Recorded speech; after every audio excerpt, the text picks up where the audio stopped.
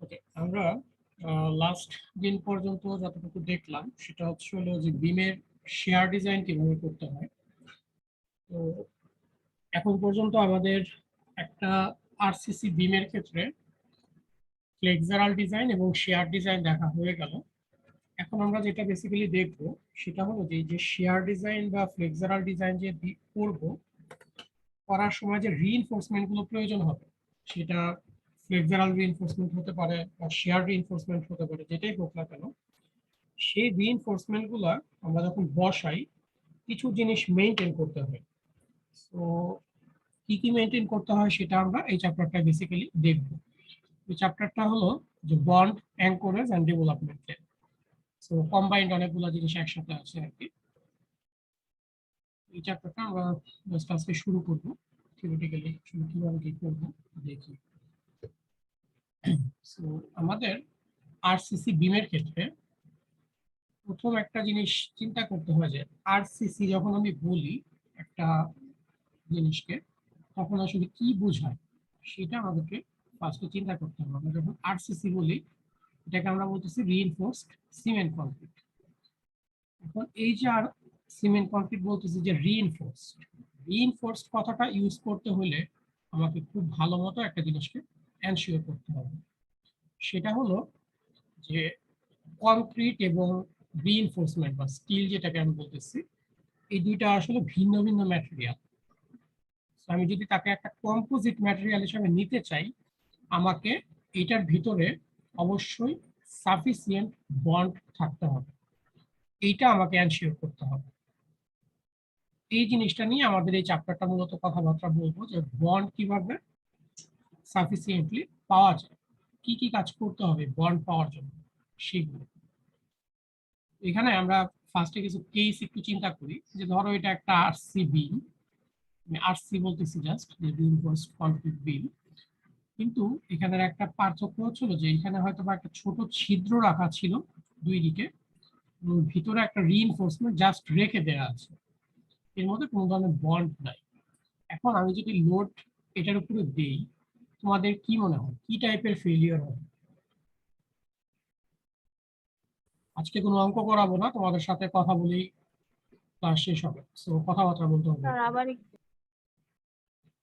বললাম যে একটা বিম চিন্তা করে নাও, যে বিমের ভিতরে একটা ছিদ্র রাখা ছিল প্রথম থেকেই, ওইটার মধ্যে আমি জাস্ট খালি রিইনফোর্সমেন্টটাকে রেখে দিলাম, এখানে কোনো বন্ড নাই তাদের মধ্যে।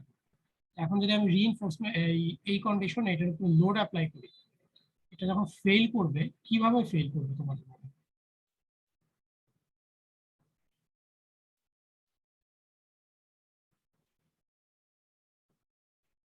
আমি যদি ধরো নর্মাল একটা কনক্রিট, তোমরা কনক্রিটের বিহেভিয়ার তো পড়ে আসছো, আমি তো তোমাদেরকে বিমে পড়াইছি যে কিভাবে গ্র্যাজুয়ালি এটা ক্র্যাক হয় কি হয় সবকিছু তো দেখানো হয়েছে।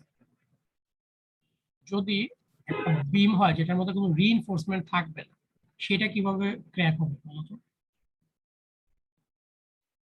স্যার ব্রিটেল ফেলিয়ার হয়। জি স্যার। ব্রিটেল ফেলিওর, তার মানে ফার্স্টের দিকে ফ্লেক্সারাল এরকম কিছু ক্র্যাকিং এসে হঠাৎ করে ফেল করে যাবে। তার মানে আমি যদি গ্রাফ দেখি, হঠাৎ করে এখানে ফেল করে যাবে। এখন এটা হচ্ছে একটা প্লেন কংক্রিট, প্লেন কংক্রিট আর এটার মধ্যে কি পার্থক্য হবে?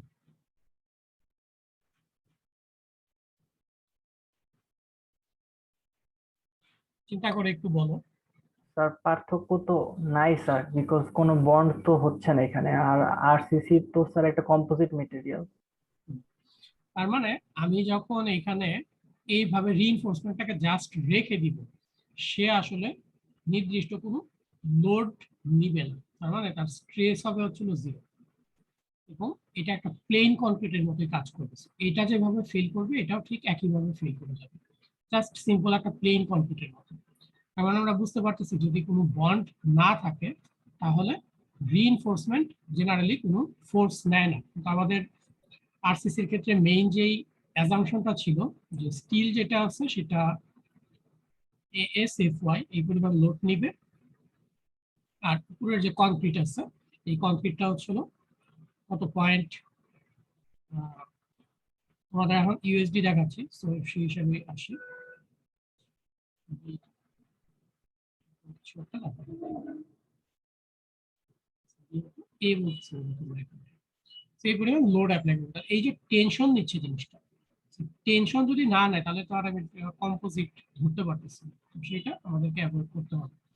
তার আমরা বুঝতে পারলাম যে আমাদের যদি কোনো বন্ড না থাকে সেটা একটা সমস্যা, এটাকে আমরা আরসিসি বলতে পারবো না, প্লেন কংক্রিটের মতো সে বিহেভ করবে। এখন যদি চিন্তা করো যে না আমি এটাকে আরেকটু আপগ্রেড করব, কি ধরনের আপগ্রেডেশন, এটা ছিদ্র করে রিইনফোর্সমেন্টটাকে দিয়ে এখানে আমি একটা মেকানিক্যাল অ্যাঙ্কর দিয়ে এটাকে আটকায় দিব, তখন এটার বিহেভিয়ারটা কিরকম হবে চিন্তা করে বলো তো আপনি। এখানে লোড অ্যাপ্লাই করতেছি, কিরকম হতে পারে আইডিয়া করো। স্যার কনক্রিট আর রেইনফোর্সমেন্ট আলাদা আলাদা ভাবে রিয়াক্ট করবে স্যার লোডের এগেইনস্টে। বাট দুইটাই রিয়াক্ট করবে তো। জি স্যার, কিন্তু একসাথে করবে না, মানে আলাদা আলাদা ভাবে করবে।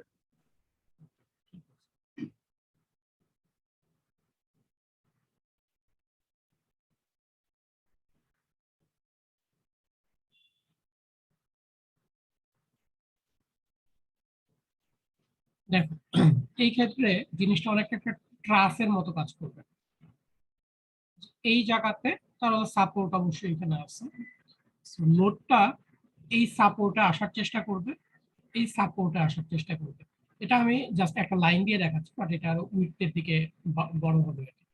তার মানে আমি যদি চিন্তা করি যে এটা একটা ইকুইভ্যালেন্ট ট্রাস সিস্টেম, দেখো আমি এখানে লোড অ্যাপ্লাই করতেছি, এইটা কম্প্রেশন হবে। তোমরা অলরেডি ট্রাস অ্যানালাইসিস করে আসছো 1 2, তারপরে করছো, এটা হচ্ছে কম্প্রেশন মেম্বার হিসেবে কাজ করবে এই জায়গাটাতে। তার মানে ভিতরের যে আরসিসিটা আছে কনক্রিটটা, এখানে একটা স্ট্রাটের মতো ফর্ম করবে, যেটা দিয়ে কম্প্রেশন আসবে এই সাপোর্টে, আর এইখান দিয়েও একটা স্ট্রাটের মতো ফর্ম করবে, ফর্ম করে এদিকে কম্প্রেশন আসবে।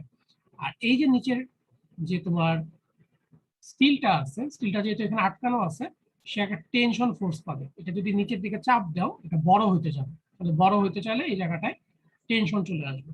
সো নিচের এই রিইনফোর্সমেন্টটা এটা একটা টেনশন মেম্বার হিসাবে কাজ করবে। তার মানে এরকম একটা ট্রাস অ্যানালজিতে আমরা যদি চিন্তা করি তাহলে বুঝতে পারবো যে কিভাবে কাজ করবে। তাহলে এখানে টেনশন আসবে, আর এই ভিতরের যে কম্প্রেশন তোমার কংক্রিট আছে সেটা অ্যাকচুয়ালি কম্প্রেশনে থাকবে। তো এই জিনিসটাকে বোঝা যায়।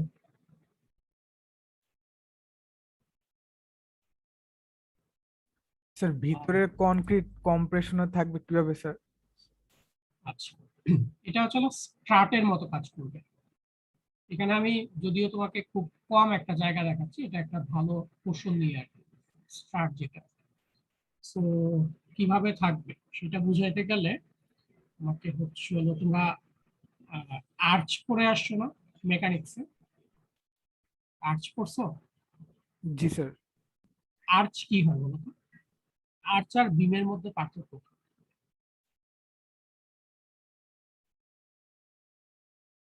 তোমরা দেখবা যে পুরাতন যেসব বিল্ডিং আছে সেগুলোতে এরকম আর্চ থাকতো তোমার দরজার উপরে, তাই না? যেসব জায়গাগুলো দরজার উপরে সেই সব জায়গায় এরকম আর্চ থাকতো। বাট এখন আমরা আজকের দিনে এসে এরকম সিম্পল বিম দিতে পারি। কারণ হচ্ছে হলো আমি ওই ইসে আসতেছি, স্ট্রাটে আসতেছি একটু পরে। এটার কারণ হচ্ছে হলো যে আগের দিনে আমরা রিইনফোর্সমেন্ট দিতে পারতাম না। তো রিইনফোর্স আমরা জানি যে কনক্রিট বা ব্রিক এগুলো হচ্ছে হলো টেনশন নিতে পারে না। তো এই কারণে আগের দিনে যখন রিইনফোর্সমেন্ট বা আরসিসি এরকম ছিল না তখন আমরা ওইভাবে আসলে দিতে পারতাম না। তখন যেটা করতাম এরকম আর্চ ইউজ করতাম। আর্চের ক্ষেত্রে প্রতিটা সেকশনে আমরা যদি এইভাবে ছোট ছোট করে সেকশন নেই, এরকম যদি সেকশন চিন্তা করি, দেখা যাবে যে এখানে যে লোডটা তুমি অ্যাপ্লাই করতেছে এটা কম্প্রেশন হিসাবে তার পাশের মেম্বারে চলে যাবে, এটাও পাশের মেম্বারে চলে যাবে। এইভাবে শুধুমাত্র কম্প্রেসিভ স্ট্রেংথ দিয়ে এই ম্যাটেরিয়ালটা আসলে এই লোডটাকে ট্রান্সফার করে এখানে নিয়ে আসছে। এইটাকে বলা হচ্ছিল আর্চ মেকানিজম। এটা হচ্ছে হলো যদি কোনো রিইনফোর্সমেন্ট না দিই, তার মানে যখন একটা বিম এরকম আমি লোড অ্যাপ্লাই করি এই বিমটা আসলে লোড এখানে ট্রান্সফার কিভাবে করবে, সেও অ্যাকচুয়ালি এরকম একটা আর্চের মতো তৈরি করে, যেটাকে আমি সিম্পলিফাইড হিসেবে ট্রাসের মতো চিন্তা করছি। এই জিনিসটা আসলে এইভাবে একটা আর্চের মতো তৈরি হয়। সো তোমরা যদি এখনো অত ডিটেলস আসলে পড়ানোর সুযোগ নাই, এটা যদি কেউ থিসিস করো বা ওরকম দেখবা যে তোমরা স্ট্রেস ডিস্ট্রিবিউশন সম্পর্কে অলরেডি সলিড মেকানিক্সে দেখে আসছো। যদি একটা বিমের ক্ষেত্রে স্ট্রেস ডিস্ট্রিবিউশন, যেটাকে তোমরা প্রিন্সিপাল কম্প্রেসিভ স্ট্রেস হিসাবে জানো, সেটার যদি ডিস্ট্রিবিউশন দেখো, ডিস্ট্রিবিউশনটা দেখবা যে এই ডিরেকশনে হচ্ছিল সব স্ট্রেস গুলো কাজ করে, মানে ম্যাক্সিমাম কম্প্রেসিভ স্ট্রেস এই ডিরেকশনে কাজ করে, এবং এইভাবে স্ট্রেস ডিস্ট্রিবিউশনটা পাওয়া যায়। এই কারণে আমরা ধরে নেই যে এরকম একটা ট্রাসের মতো এখানে তৈরি হয়। এটা ট্রাস অ্যানালজিটা তুমি যদি নর্মালি চিন্তা করো একটু বুঝতে কষ্ট হতে পারে, বাট এই আর্চের সাথে মিলাও তাহলে বুঝতে পারবে যে এই লোডটা কিভাবে এখানে আসবে। আসার ক্ষেত্রে তাকে এই পাথটা ফলো করতে হবে যে প্রতি জায়গায় একটা করে কম্প্রেশন তৈরি করতে হবে, কম্প্রেশন তৈরি করে করে এখানে আসবে, ঠিক আছে। আর এখানে চাপ দিলে এই স্ট্রাটটা, এই আর্চ যেটা আছে এটা এদিকে ছড়ায় যাওয়ার চেষ্টা করবে, আর এই ছড়ায় যাওয়ার চেষ্টাটাকে আমি রোধ করার জন্য এখানে একটা রিইনফোর্সমেন্ট দিয়ে দিলাম।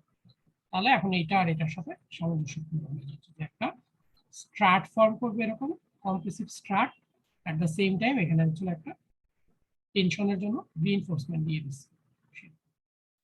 এটা এভাবে অ্যানালজি, এগুলোকে বলা হয় অ্যানালজি, যে আমরা ধরে নিচ্ছি এরকম কিছু একটা হবে স্ট্রেস ডিস্ট্রিবিউশন থেকে।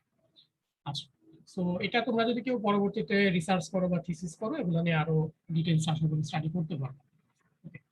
তো যেটা আমি মেইনলি এখান থেকে বলতে যাচ্ছি সেটা হলো, যদি এরকম মেকানিক্যাল অ্যাঙ্কর থাকে, দেন হচ্ছে হলো এই যে বার আছে ভিতরে রিইনফোর্স, এটার মধ্যে একটা কনস্ট্যান্ট ফোর্স চলে আসে, মানে ফোর্সটা হবে কনস্ট্যান্ট, ভ্যারিয়েবল হবে, বাট স্টিল এটার মধ্যে কিন্তু কোনো বন্ড নাই, শুধু মেকানিক্যাল একটা অ্যাঙ্কর আছে। এরকম মেকানিক্যাল অ্যাঙ্কর আসলে আমাদের আরসিসি তে খুব একটা ইউজ করার সুযোগ নাই। আমাদের যেটা করতে হয় যে এরকম কনস্ট্যান্ট ভ্যালু পাইলে হবে না, আমাদের বন্ড থাকতে হবে। আচ্ছা, তো এখন পার্থক্য কি হবে, এটা যদি প্লেন কনক্রিটের মতো কাজ করে, বুঝতেই পারতেছো যে এটা লোড নিতে পারতেছে না, সেই হিসাবে এটা কিছু লোড নিতে পারতেছে, তার মানে এটা ক্যাপাসিটি অবশ্যই বাড়বে। নেক্সট যদি আমরা চিন্তা করি যে আমাদের এই পুরো সিস্টেমটাকে আমরা হচ্ছে উইথ বন্ড চিন্তা করব, যে একটা আরসিসি বিম বলতে যা বোঝায় সেটা, যে নিচে রিইনফোর্সমেন্ট থাকবে এবং সেটার উপর আমরা কংক্রিট কাস্টিং করব, এবং এখানে হুক দেওয়া থাকবে এরকম। হুক কেন দিচ্ছে সেগুলো আমরা পরে স্টাডি করব। তো এইখানে স্টিল এবং কংক্রিটের মধ্যে এনাফ বন্ড থাকবে।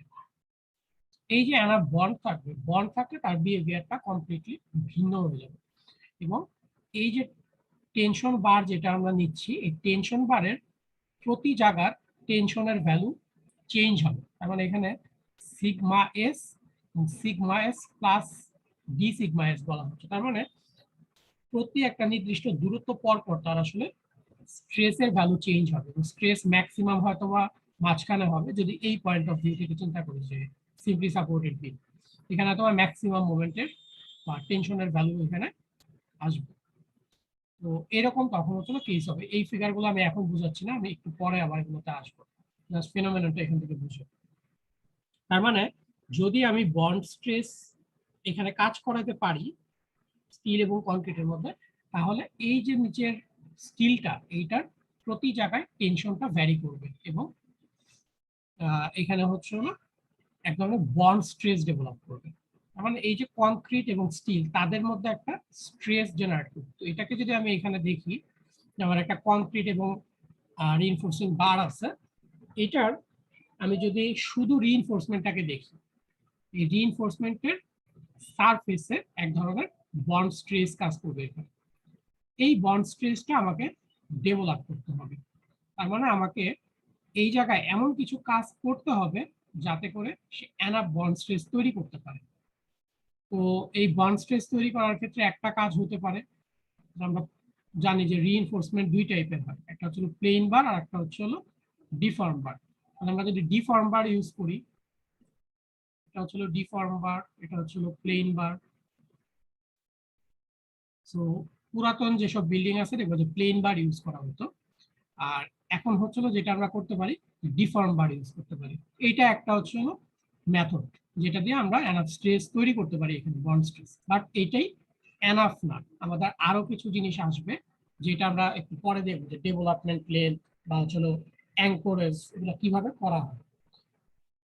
ওকে, তাহলে এই 2-3টা স্লাইডের থেকে মেইনলি তোমাদেরকে আমি যেটা বলতে চাচ্ছি সেটা হলো যে যদি একটা আরসিসি বিম সেফলি তুমি ডিজাইন করতে চাও, ওই পার্টিকুলার টেনসাইল রিইনফোর্সমেন্ট এবং আমাদের যে তোমার কনক্রিট আছে, এই কনক্রিটের মধ্যে একটা এনাফ বন্ড স্ট্রেস জেনারেট করতে হবে। সো এটা হচ্ছে মেইন এখান থেকে বলার কথা।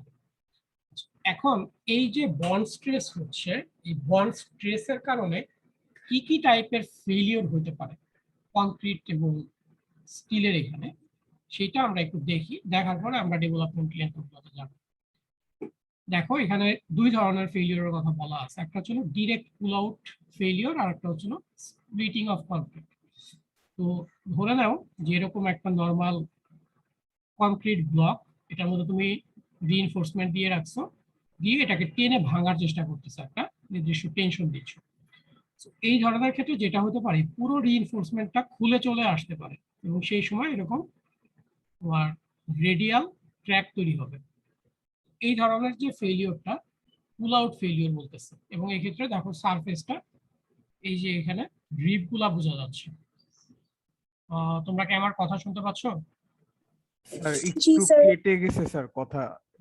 আচ্ছা, কোন পর্যন্ত শুনতে পারছো বলো? মানে স্যার এই যে ডিরেক্ট পুল আউট কোড করা যায় ওই পর্যন্ত স্যার।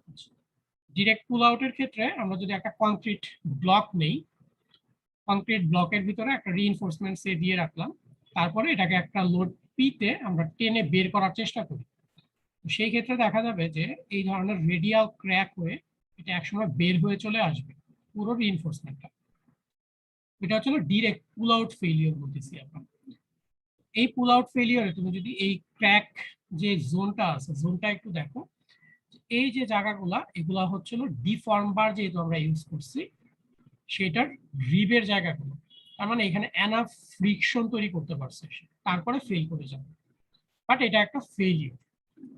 তাহলে এটা ডিরেক্ট পুল আউট ফেলিওর। আর একটা জিনিস হতে পারে, যদি আমি যে রিইনফোর্সমেন্টটাকে টেনসাইল রিইনফোর্সমেন্ট হিসেবে ব্যবহার করতে চাচ্ছি, যেগুলোকে আমরা যে বটমে বা টপে টেনসাইল রিইনফোর্সমেন্ট, যদি এটা কনক্রিট কভার এনাফ না থাকে, তাহলে দেখা যায় এরকম স্প্লিট করে যায়, স্প্লিটিং হতে পারে এরকম। তার মানে এটা যখন টেনশনে চলে আসবে, এই জায়গার কনক্রিটটা স্প্লিটিং হয়ে খুলে পড়ে আসবে এবং রিইনফোর্সমেন্টটা আর কোনো কাজ করবে না, যেহেতু এখানে তার কোনো বাইরের হচ্ছিল কি বলে কনক্রিটটা খসে পড়ে গেছে, তার মানে কোনো বন্ড সেখানে কাজ করতে পারতেছে না। এরকম কেসও হইতে পারে। আর এই ধরনের পুল আউট যদি হইতে হয়, অনেক পরিমাণ রিইনফোর্সমেন্টের পাশে অনেক পরিমাণ কনক্রিট থাকতে হবে, আদারওয়াইজ এরকম ডিরেক্ট পুল আউট হয় না। তো আমরা এটা কমপ্লিটলি প্রেফার করি না, যে স্প্লিটিং অফ কনক্রিট, কারণ আমরা এনাফ কনক্রিট কভার তোমাকে দিতে হবে, আদারওয়াইজ তোমার জন্য স্প্লিটিং ফেলিয়ার হবে এবং সেটা কখনোই ভালো হবে। তাহলে আমরা ডিরেক্ট পুল আউট যদি হয়, সেটাকে অ্যাভয়েড করব, ডেফিনেটলি অ্যাভয়েড করব। কিভাবে অ্যাভয়েড করব সেই জিনিসটাই এখন একটু আসি। এখন ধরে নাও যে আমার একটা সিলিন্ডার আছে, কনক্রিটের সিলিন্ডার, আমি এটার মধ্যে এরকম একটা রিইনফোর্সমেন্ট দিয়ে এটাকে লোড অ্যাপ্লাই করতেছি, আবার পাশাপাশি আর একটা সিলিন্ডার নিলাম যেটার রিইনফোর্সমেন্টটাকে আমি একটু অন্যভাবে চিন্তা করতেছি। এখন তোমরা বলো তো যে কোনটা আমার, ধরো সব properties same, cylinder same, length same, সবই সেম, কোনটার লোড বেশি নিতে পারবে? স্যার P2 P2 বেশি নেবে কেন? স্যার এই নিচে একটু বাঁকা করে দেওয়া আছে, স্যার বাঁকা জেনারেলি করে আমরা বলি হচ্ছিল বেন্ড করা, বেন্ড বার বলি আর কি। বেন্ড বার বা তুমি জেনারেল টার্মে অ্যাঙ্কর বলতে পারো, অ্যাঙ্কর বা হুক। ঠিক আছে, তার মানে তুমি বলতেছো যে হুক থাকার কারণে এটা লোড ক্যাপাসিটি কিছুটা বাড়বে, তাই তো? জি স্যার। ঠিক আছে, ঠিক আছে, এটা তুমি যেটা অ্যান্সার দিছো। তার মানে এই যে পুল আউট, এই পুল আউটটা আমরা রেজিস্ট করতে পারবো, আমরা আসলে চাই না যে পুল আউট ফেলিয়ারও হোক। স্প্লিটিং ফেলিওর তো চাবই না, এটা তো অবশ্যই চাবো না, বাট ডিরেক্ট পুল আউটও আমরা সবসময় প্রেফার করি না, যে ডিরেক্ট পুল আউটও যাতে না হয়। এখন কোশ্চেন আসতে পারে কেন, সেটা আমি একটু পরে আসতেছি, নেক্সট স্লাইডে আমি যখন যাবো তখন। তো যে জিনিসগুলো আমি বললাম সেগুলো সবই উপরে লেখা আছে, তোমরা একটু দেখবা। এখন আমরা একটু প্র্যাকটিক্যাল এক্সাম্পল দেখি যে আসলে কি হইতে পারে। দেখো যে এটা একটা 2 স্টোরিড বিল্ডিং এর ফ্রেম আর কি, এটাকে এইদিকে লোড দেওয়া হচ্ছিল। লোড দেওয়ার পরে দেখা যাচ্ছে যে এই যে বিমটা আছে, বিমের এখানে এক ধরনের স্প্লিটিং দেখা গেছে হরাইজন্টাল, এবং এখানে যদি দেখো যে এই যে এক ধরনের হরাইজন্টাল স্প্লিটিং দেখা যাচ্ছে। এইটার অর্থ হচ্ছে হলো যে তুমি যে বিমের রিইনফোর্সমেন্টটা ভিতরে দিছিলা, সেটা সামহাউ বন্ডটা ফেল করে সে বের হয়ে আসার চেষ্টা করতেছে। এটা হচ্ছে এটার মিনিং, এই ধরনের ক্র্যাক দেখতে পাও। আবার অন্য একটা স্পেসিমেন দেখো, এখানে কিন্তু কোনো মেসোনারি বা ব্রিক ওয়াল নেই, জাস্ট নরমাল ফিল। আবার এখানে একটা এক্সাম্পল দেখো যে ব্রিক আছে ভিতরে, এটাই জাস্ট পার্থক্য। এই যে দেখো কলাম আর বিমের যে জয়েন্টটা, প্রচুর বড় একটা ক্র্যাক চলে আসছে, মানে পুরো জায়গাটা ক্র্যাক চলে আসছে। এটার অর্থ হলো ভিতরে যে রিইনফোর্সমেন্টটা দিছো সেটা আসলে বের হয়ে আসতেছে, সেটা কাজ করতেছে। এর কারণ হচ্ছে হলো এটা অ্যাকচুয়ালি টোকিও ইউনিভার্সিটিতে একটা টেস্ট করা হয়েছিল, আমরা যে প্রজেক্টে কাজ করতেছি একটা শিটে। তো এটার ক্ষেত্রে যেটা হচ্ছে যে বাংলাদেশের যে বিল্ডিং গুলো আছে, জেনারেলি পুরাতন বিল্ডিং গুলাতে প্লেন রিভার ইউজ করা হতো আগের দিনে, এক্সিস্টিং যেসব পুরাতন বিল্ডিং আছে। এইরকম কিছু একটা কাজ এখানে করা হয়েছিল, প্লেন বার দেওয়া হচ্ছিল, যার কারণে এটা বন্ড স্ট্রেংথ সাফিসিয়েন্ট ছিল না, যার কারণে এটা বের হয়ে আসতেছে। এখন এটা হচ্ছে হলো যে কারণ কেন পুল আউট হচ্ছে এখানে। এখন আমি এটাকে যদি অ্যাভয়েড করতে চাই, অ্যাভয়েড করতে গেলে আমাকে অবশ্যই বেন্ড বার দিতে হবে, বা আমরা কিছু গাইডলাইন পরে দেখবো যে এখান থেকে মিনিমাম এখান থেকে 6 ইঞ্চি পরিমাণ ভিতরে হচ্ছে রিইনফোর্সমেন্ট দিতে হবে, কারণ রিইনফোর্সমেন্ট তুমি এখানেও শেষ করে দিতে পারো, এটা করা যাবে না। একটা সাফিসিয়েন্ট লেন্থ তাকে তাই দিতে হবে 6 ইঞ্চির মতো। এগুলো আমরা পরে পড়বো আরো ডিটেলস যখন যাবো ওই চ্যাপ্টারে তখন। এটা হচ্ছে হলো পুল আউটের কারণ কেন হতে পারে। এখন তোমাদের কাছে আমার একটা প্রশ্ন, সেটা হলো যে যদি এরকম পুল আউট ফেলিয়ার হয়ে যায় কি প্রবলেম হতে পারে। ধরো আমি এখন একটা বিম চিন্তা করলাম, এই বিমের মধ্যে ধরো আমি রিইনফোর্সমেন্ট দিলাম, আমি এর উপর লোড দিলাম, আমি ডিজাইন করলাম সুন্দর করে, কিন্তু দেখা গেল যে প্র্যাকটিক্যালি যখন আমি লোড দিচ্ছি এই কলাম থেকে এটা বের হয়ে চলে আসতেছে। প্রবলেমটা কি হতে পারে তোমাদের ইমাজিনেশন থেকেই বলো, যে এই ধরনের বন্ড ফেলিয়ার হইলে কি প্রবলেম হতে পারে। একটু চিন্তা করে বলো, আমি তোমাদেরকে একটু হেল্প করি। সেটা হলো যে আমরা যে কোনো একটা সেকশনে যখন চিন্তা করি যে এখানে হচ্ছিল এএস এফ ওয়াই, আর এদিকে কাজ করা হলো কম্প্রেশনের সি। এখন এইটার রেসপেক্টে একটু বলো যে কোনো প্রবলেম এখানে হইতে পারে কিনা। স্যার যেইখান থেকে বের হয়ে যাওয়ার চেষ্টা করবে ওইখানে যদি সেকশন নেই তাইলে আমার C equal to A S F Y নাও হইতে পারে স্যার। আচ্ছা, মানে এএস এফ ওয়াই নাও হতে পারে। আচ্ছা, জিনিসটা আমি যারা বুঝছো তারা অবশ্যই ভালো, আর যারা হচ্ছে এখনো বুঝো না তাদেরকে একটা এক্সাম্পল হিসেবে জাস্ট বলি। যে ধরো যে তোমরা দুইজন ফ্রেন্ড যদি একসাথে দাঁড়ায় থাকো এবং একজন যদি আরেকজনের হাত ধরে টান দাও, ঠিক আছে। এখন দুইটা কেস হবে, একটা হচ্ছিল যে তুমি খুব রিজিড ভাবে দাঁড়ায় আছো, তোমার ফ্রেন্ড তোমার হাত ধরে টানতেছে। আরেকটা কেস হতে পারে যে তোমার ফ্রেন্ড যখন তোমাকে টান দিছে তুমি খুব ফ্লেক্সিবলি সে টান দেওয়ার সাথে সাথে তার সাথে চলে গেল।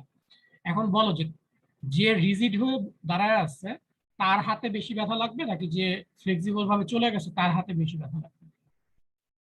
জাস্ট জিনিসটা চিন্তা করো, একজন আসলে চুপচাপ দাঁড়ায় আছে, সে সরবে না তার জায়গা থেকে, তার হাতে কি বেশি স্ট্রেস আসবে নাকি যে চলে গেছে তার হাতে বেশি স্ট্রেস আসবে। স্যার যে দাঁড়ায় আছে। যে দাঁড়ায় আছে তার হাতে বেশি স্ট্রেস আসবে, কারণ সে রেজিস্ট করতে চাচ্ছে। সেম জিনিসটা আসলে এখানে হচ্ছে, তুমি যখন এখানে বেন্ড করতেছো, বেন্ড করে তুমি স্টিলকে টানতেছো একদিকে টেনশনে, সে যদি বন্ড ফেলিওর হয়ে যায় তার মানে তার মধ্যে স্ট্রেস জেনারেট করবে কম, সে চলে আসতেছে, খুলে চলে আসতেছে। তার মানে আমরা যে এএসএফওয়াই ধরতেছি অ্যাজাম্পশন, এই অ্যাজাম্পশনটা ভ্যালিড থাকতেছে না। আর যে হলো স্ট্রংলি এটার ভিতরে বসে আছে তাকে আমি টেনে ASFY পর্যন্ত নিয়ে যেতে পারবো। তো আমি যদি চিন্তা করি যে আমার মোমেন্ট ডায়াগ্রাম যেটা আমরা এর আগে দেখছিলাম, এদিকে ধরো লোডের ভ্যালু, এদিকে হচ্ছিল ডিফ্লেকশনের ভ্যালু একটা বিমের ক্ষেত্রে, দেখা যাবে যে আমি যখন ডিজাইন করতেছি অ্যাসিউম করছি যে সে এই পরিমাণ পি নিতে পারবে, অথবা তুমি যদি মোমেন্টও বলো সেটাও সমস্যা নেই, যে এই পরিমাণ মোমেন্ট নিতে পারবে। কিন্তু যখন বন্ড ফেলিয়ার হয়ে যাবে দেখা যাবে যে সে তার চেয়ে কম লোডে ফেল করে গেছে। তার মানে আমি যেই লোডের জন্য ডিজাইন করছি তার থেকে কম লোডে আসলে সে ফেল করে যাবে, তার মানে সেফ থাকবে না দিকটা। সেই কারণে আমাদেরকে সবসময় বন্ড ফেলিওরটাকে অ্যাভয়েড করতে হবে। এটা এক্সপেরিমেন্টাল কাজ, তাদের ইন্টেনশনই ছিল যে বন্ড ফেলিওর হলে কি হয় সেটা দেখানো। সেই কারণে তারা এখানে বন্ড ফেলিওরটা নিয়ে আসছে, কিন্তু প্র্যাকটিক্যালি আমরা কখনোই চাবো না যে আমাদের এরকম বন্ড ফেলিওর হোক প্র্যাকটিক্যাল কেসে। তো আমাদেরকে যেটা করতে হবে, আমাদেরকে সাফিসিয়েন্ট অ্যাঙ্করেজ দিতে হবে, সাফিসিয়েন্ট ডেভেলপমেন্ট প্ল্যান দিতে হবে, যাতে করে এই ধরনের ফেলিওর না হয়। এই জিনিসটাই এই চ্যাপ্টারে আমরা মূলত হচ্ছিল কথা বলবো যে কিভাবে কি করা যায়। স্যার এখন হ্যাঁ বলো। স্যার বন্ড ফেলার করানোর জন্য স্যার তারা কি করছিল এটা আবার বলবেন স্যার? বন্ড ফেলিওরটা পাওয়ার জন্য তারা যেটা করছিল সেটা হচ্ছিল এখানে যে রিইনফোর্সমেন্টটা, সেই রিইনফোর্সমেন্টে তারা প্লেন রিইনফোর্সমেন্ট দিচ্ছে এবং সেটা হচ্ছিল কোনো হুক বা কিছু দেয় নাই, ঠিক আছে। এবং এটার যে কনক্রিট স্ট্রেংথ এটা খুবই কম ছিল, এটা খুব সম্ভবত অ্যারাউন্ড 10 MPa ছিল, এটা খুবই দুর্বল কনক্রিট। তো ওরা এইভাবে হচ্ছিল বন্ড ফেলিওরটা নিয়ে আসছিল এখানে। তো যাই হোক, বাট আমরা প্র্যাকটিক্যালি কখনো আসলে এই জিনিসটা অ্যালাউ করবো না যে এরকম বন্ড ফেলিওর। এখন আমাদের একটু কয়েকটা জিনিস বুঝতে হবে, যে আমরা বলতেছি বন্ড স্ট্রেস, এটা তো আসলে মেজার করা সম্ভব কিনা। বন্ড স্ট্রেস তো আসলে ওইভাবে মেজার করতে গেলে ইজিলি মেজার করা যায় না। আমরা ফার্স্টে থিওরিটিক্যালি একটু চিন্তা করি যে কিভাবে এটা ক্যালকুলেট করা যায় ইন টার্মস অফ মোমেন্ট বা শিয়ার। সেটা ধরে নাও যে এটা একটা বিম, তার হলো লেন্থের দিকের একটা অংশ, এদিকে মোমেন্ট কাজ করতেছে। এখন এই জায়গার কিছু পোর্শন আছে যে ক্র্যাক হয়ে গেছে, এখানে ছোট একটা ব্লক যদি আমি কেটে নেই সেখানে আমি একটু আসি। তো বেন্ডিং মোমেন্ট ডায়াগ্রাম আমরা জানি জেনারেলি হচ্ছে এরকম হবে, যদি সিম্পলি সাপোর্টের চিন্তা করি। তার মানে প্রতি জায়গার মোমেন্ট কিন্তু চেঞ্জ হচ্ছে, প্রতি জায়গার মোমেন্ট হচ্ছিল চেঞ্জ হচ্ছে। তার মানে এই জায়গার যে কম্প্রেশন লেফট সাইডে আর রাইট সাইডের যে কম্প্রেশন, দুইটার ভ্যালু ভিন্ন হবে। আমরা ধরলাম যে আমরা ডিএক্স পরিমাণ অংশ কেটে নিচ্ছি, যার এদিকে হচ্ছে হলো সি পরিমাণ ফোর্স কাজ করতেছে কম্প্রেশন, আর এদিকে হচ্ছে সি প্লাস ডিসি একটা নির্দিষ্ট অংশ ইনক্রিমেন্ট সহ, আর এদিকে হচ্ছে হলো রিইনফোর্সমেন্টে টি পরিমাণ কাজ করতেছে, আর এখানে টি প্লাস ডিটি পরিমাণ কাজ করতেছে। আর এদিকে হচ্ছে শেয়ার ফোর্স কাজ করতেছে ভি, এদিকে তার অপোজিট ডিরেকশনে থাকবে ভি, আর তাদের মধ্যে ডিস্টেন্স হচ্ছে জেডি। এখন এই জায়গা থেকে আমি যদি শুধু রিইনফোর্সমেন্টের পোর্শনটাকে কেটে নিই তাহলে কি হবে দেখো, একদিকে টি প্লাস ডিটি কাজ করতেছে আর একদিকে হচ্ছে টি কাজ করতেছে। তো টি প্লাস ডিটি যদি এদিকে কাজ করে, এদিকে যদি টি কাজ করে, তাহলে summation of F x equal to 0 হতে হবে। জেনারেলি আমরা জানি যে প্রতিটা অংশই আসলে ইকুইলিব্রিয়ামে থাকে। তার মানে এদিকে ডিটি পরিমাণ যেহেতু বেশি আছে, অবশ্যই তাকে অপোজিট ডিরেকশনে এখানে একটা বন্ড স্ট্রেস কাজ করতে হবে। এই পুরো জিনিসটার উপর আমরা একটা কাইন্ড অফ ধরে নিতে পারবো ফ্রিকশনের মতো কাজ করবে। তাহলে এখানে bond force per unit length আমরা চিন্তা করে নিলাম যে ইউ কাজ করতেছে।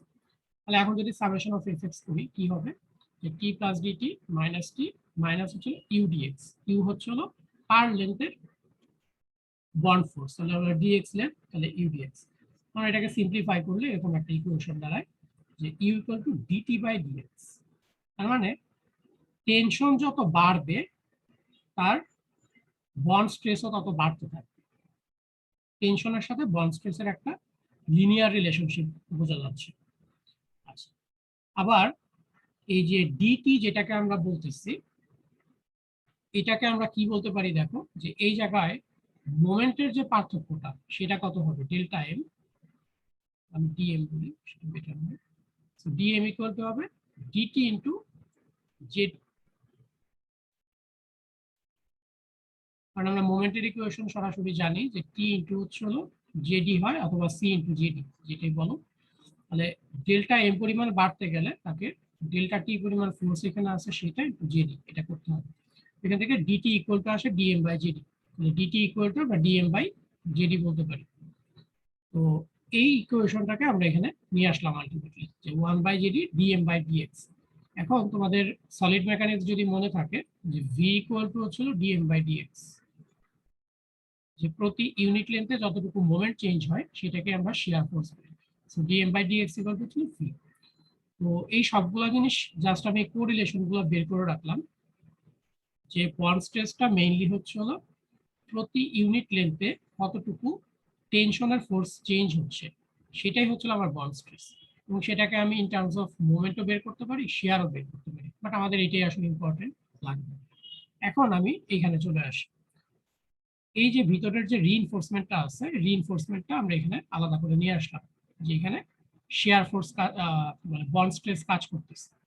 এখন আমরা কনক্রিট, স্টিল এগুলোর মধ্যে কতটুকু করে কিভাবে স্ট্রেস কাজ করতেছে সেগুলো আমরা দেখি। তাহলে দেখো, আমি যখন লোড অ্যাপ্লাই করতেছি, এই ক্র্যাকের অংশটা কনক্রিট অলরেডি তার টেনশন ক্যাপাসিটি 0 হয়ে গেছে, যেহেতু ক্র্যাক আসছে। তাহলে কনক্রিটের টেনসাইল স্ট্রেস যদি দেখি, এখানে 0 হবে, এখানে 0 হবে, আর এইখানে এখনো ক্র্যাক জেনারেট করে নাই, তার মানে তার টেনশনের কিছু ফোর্স আসবে এখানে, তার মানে টেনসাইল স্ট্রেস, কম্প্রেসিভ বলে কনক্রিটের যে টেনশন স্ট্রেস সেটা থাকবে। এখন ক্র্যাকের জায়গাটা ভালো করে দেখো, যে ক্র্যাকের জায়গায় যেহেতু কনক্রিট কোনো কন্ট্রিবিউট করবে না, পুরো ফোর্সটাকে নিতে হবে এই ভিতরের রিইনফোর্সমেন্টটাকে। তার মানে স্টিলের টেনশনটা এই জায়গাটাতে ম্যাক্সিমাম হবে, আবার এই জায়গাতেও ক্র্যাক আছে, সো এখানেও ম্যাক্সিমাম হয়ে যাবে।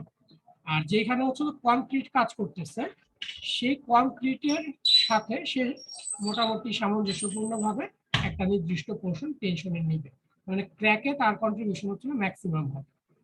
আর যে জায়গায় ক্র্যাক হয় নাই, স্টিল দেখো যে এখানে একটা টেনশন ফোর্স কনক্রিটেও কাজ করতেছে, স্টিলেও কাজ করতেছে।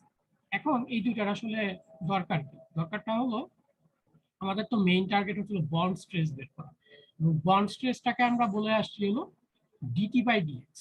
তাহলে ডিটি বাই ডিএক্স বলতে কি, আমি এগুলো একটু ক্লিয়ার করে দিই। ডিটি বাই ডিএক্স হচ্ছে হলো এই কার্ভের স্লোপ।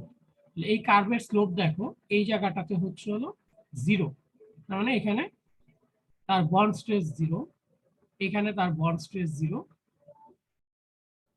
আবার এটা হলো মিনিমাম ভ্যালু, তাহলে ডিটি বাই ডিএক্স সেটাও 0 হবে। আমরা সবাই এই জিনিসগুলো আগে পড়ে আসছি, যে একটা ফাংশনের ম্যাক্সিমাম বা মিনিমাম জায়গায় হচ্ছিল ফার্স্ট ডেরিভেটিভ 0 হয়।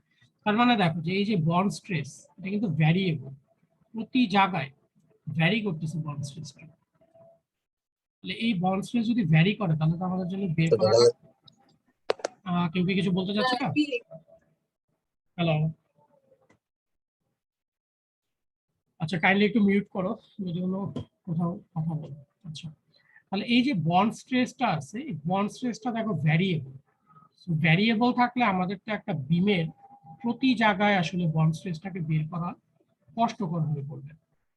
আমরা যেটা করব, যে আমাদেরকে কোড হচ্ছিল কিছু অ্যাজাম্পশন বা কিছু ইকুয়েশন দিয়ে দেয় যে বন্ড স্ট্রেস বের করার জন্য, সেটাই আমরা আসলে ব্যবহার করব। বাট থিওরিটিক্যালি এই বন্ড স্ট্রেসটা কিন্তু এক এক জায়গায় এক এক রকম ভ্যারি করতেছে। এখন এই যে বন্ড স্ট্রেসের আইডিয়াটা আমরা পাচ্ছি, এই বন্ড স্ট্রেসের আইডিয়া থেকে আমাদেরকে এখন ডেভেলপমেন্ট লেন্থ, এইটার আইডিয়াটা চিন্তা করতে হবে, যে ডেভেলপমেন্ট লেন্থ আসলে কি জিনিস। এখন আমি তোমাদেরকে জাস্ট একটা এক্সাম্পল দিই, লেফট রাইটে যা আছে চিন্তা করার দরকার নাই। এইখানে চিন্তা করো,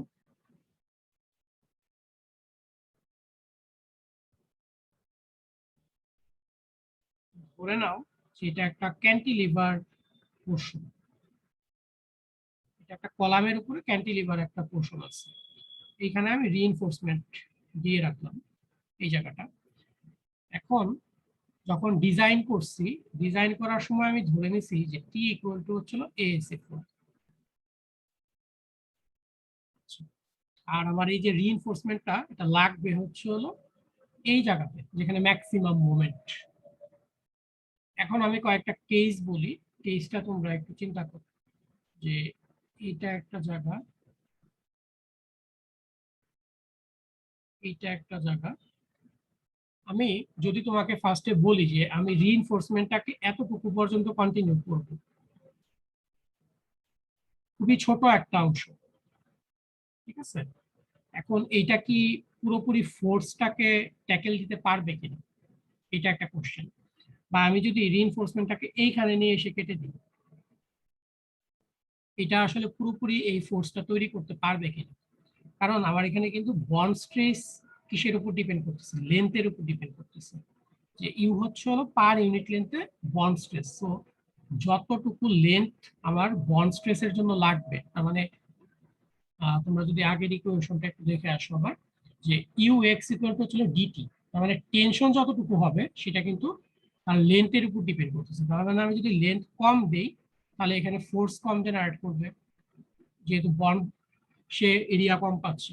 আমি যদি এখানে একটু বেশি লেন্থ দেই তাহলে সে বন্ড স্ট্রেস এখানে বেশি পাচ্ছে, স্ট্রেস না বন্ড ফোর্সটা বেশি পাচ্ছে, তার মানে সে আরো বেশি ফোর্স তৈরি করতে পারবে। এরকম ভাবে একটা নির্দিষ্ট লেন্থে যে সে অ্যাকচুয়ালি পুরোপুরি যতটুকু দরকার এএসএফওয়াই ফুল ফোর্সটা ডেভেলপ করতে পারে। এই যে লেন্থগুলো আমি গ্র্যাজুয়ালি বাড়াচ্ছি, বাড়াতে বাড়াতে যেই পয়েন্টে এসে সে তার ফুল ক্যাপাসিটিটাকে গ্রো করতে পারে, সেইটাকে আমরা বলি হচ্ছে হলো এলডি বা ডেভেলপমেন্ট লেন্থ। সো এই কনসেপ্টটা কি বুঝতে পারছো সবাই? কথা বলতে হবে। জি স্যার। আচ্ছা, তার মানে আমি এখন একটু সহজভাবে বলি, কনসেপ্টুয়ালি যদি বুঝে থাকো, সেটা হলো যে একটা যে কোনো সেকশনের ক্ষেত্রে আমার যে মোমেন্ট ক্যাপাসিটি থাকে সেটার করেসপন্ডিং যে টেনশন ফোর্সটা জেনারেট করতে হয়, সেইটাকে অ্যাচিভ করার জন্য সেই সেকশন থেকে যত দূর পর্যন্ত আমার রিইনফোর্সমেন্টটাকে তোমার হচ্ছে হলো কন্টিনিউ করতে হবে, সেই লেন্থটাকে আমরা বলতেছি হচ্ছে ডেভেলপমেন্ট লেন্থ। এখন তাহলে আমরা একটু এখানে আসি, যে এইখানে যে রিইনফোর্সমেন্টটা আছে এটা আমি যদি চিন্তা করি যে এটা পজিটিভ রিইনফোর্সমেন্ট, বুঝতেই পারতেছো এই জায়গাতে আমার হচ্ছে টেনশন ফোর্স লাগবে টি ইকুয়াল টু এএসএফ। তো এই জায়গা থেকে আমাকে অ্যাটলিস্ট কিছু দূর যেতে হবে, যাওয়ার পরে আমি বুঝতে পারবো যেটা আসলে সে এলডি বললাম, এলডি পর্যন্ত অ্যাটলিস্ট যাইতে হবে, গেলে তার মধ্যে এএসএফওয়াই পর্যন্ত ফোর্স জেনারেট করা সম্ভব। এটাকে যদি আমি এদিকে লেন্থ চিন্তা করি, এদিকে মোমেন্ট চিন্তা করি, দেখা যাবে যে এলডির চেয়ে যদি কম দেই তার টার্গেট মোমেন্ট ক্যাপাসিটি সে জেনারেট করতে পারবে না। আমি যদি গ্র্যাজুয়ালি লেন্থ বাড়াইতে থাকি, একটা সময় যে সে আসলে লেন্থটা এলডি পরিমাণ যখন যাবে সেটা ফুল ক্যাপাসিটিটা শো করতে পারবে। এর চেয়ে বেশি যদি তুমি দাও তাহলে কোনো সমস্যা নেই। তার মানে এই এলডি অথবা তার চেয়ে বেশি, এখানে যেমন দেওয়া আছে বেশি, কারণ কি, কারণ হচ্ছে হলো আমরা পরে বার কাট অফ করবো। এই যে পজিটিভ রিইনফোর্সমেন্ট এটাকে অ্যাটলিস্ট সাপোর্ট পর্যন্ত নিয়ে যেতে হয় একটা নির্দিষ্ট অংশ, সেই কারণে এখানে সাপোর্ট পর্যন্ত দেখানো আছে। বাট থিওরিটিক্যালি আমি এখানে কেটে দিতে পারি ইচ্ছা করলে, এখানে আর লাগবে না। বাট প্র্যাকটিক্যালি আমরা না কেটে আরো সামনের দিকে যাব, সো এটা পরে আরো দেখবো আমরা বার কাট অফ ব্যাপারটা।